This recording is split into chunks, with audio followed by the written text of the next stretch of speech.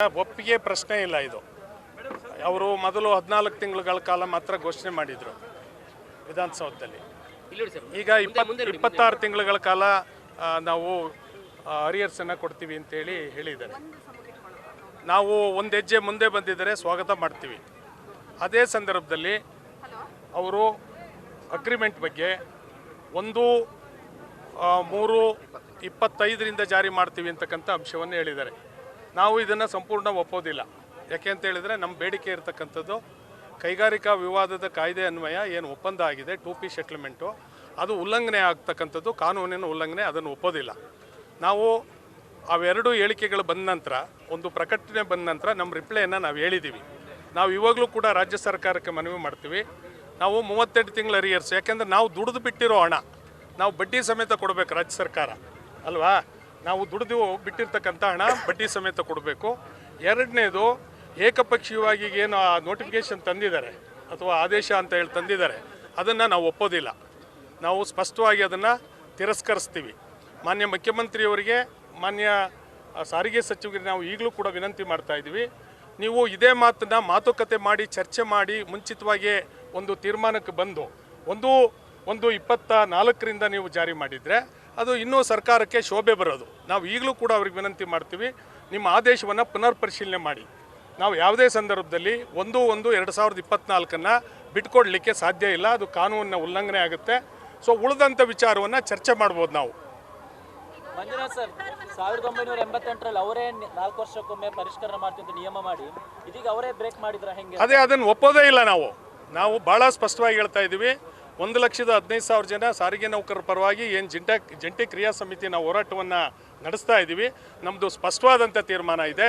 1/1/2024 ವೇತನ ಪರಿಷ್ಕರಣೆ ಆಗಬೇಕು. ಮಾನ್ಯ ಸಚಿವರು ಇನ್ನೊಂದು ಮುಂದುವರೆದು ಹೇಳಿದ್ದಾರೆ, ನಾವು ಎಷ್ಟು ಪರ್ಸೆಂಟೇಜ್ ಕೊಡಬೇಕು ಅನ್ನೋದ ಕಾರ್ಮಿಕ ಸಂಘಟನೆಗಳ ಜೊತೆ ಮಾತನಾಡಿ ತೀರ್ಮಾನ ಮಾಡ್ತೀನಿ ಅಂತ ಹೇಳಿದ್ದಾರೆ. ಸೊ ಇದು ಸರಿಯಾದ ಕ್ರಮ ಅಲ್ಲ. ಈಗ ಅವರು ನಂತರ ಇನ್ನೊಂದು ಮಾತು ಹೇಳಿದ್ದಾರೆ, ಅಧಿವೇಶನದ ನಂತರ ಅಂತ ಹೇಳಿದರೆ ನಾವು ಇದ್ಯಾವುದನ್ನು ಕೂಡ ಒಪ್ಪೋದಿಲ್ಲ.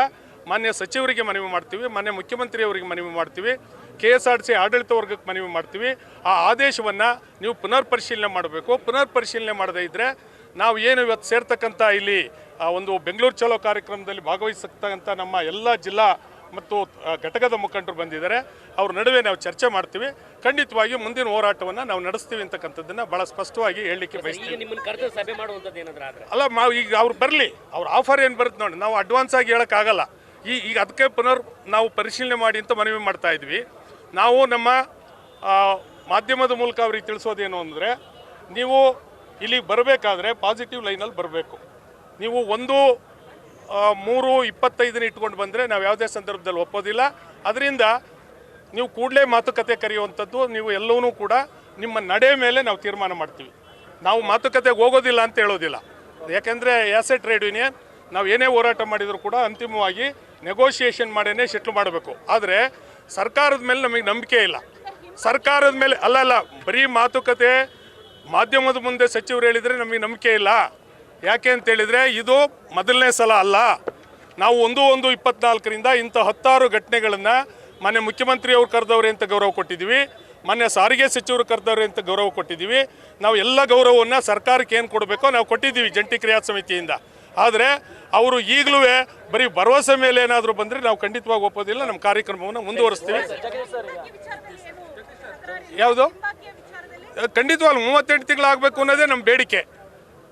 ಅದನ್ನು ನೆಗೋಸಿಯೇಟ್ ಮಾಡೋಣ, ಬೇಕಾದ್ರೆ ನೆಗೋಸಿಯೇಟ್ ಮಾಡೋಣ. ನ್ಯೂಸ್ ಫಸ್ಟ್, ನಿರ್ಭೀತಿಯಿಂದ ನಿಮ್ಮ ಪರವಾಗಿ.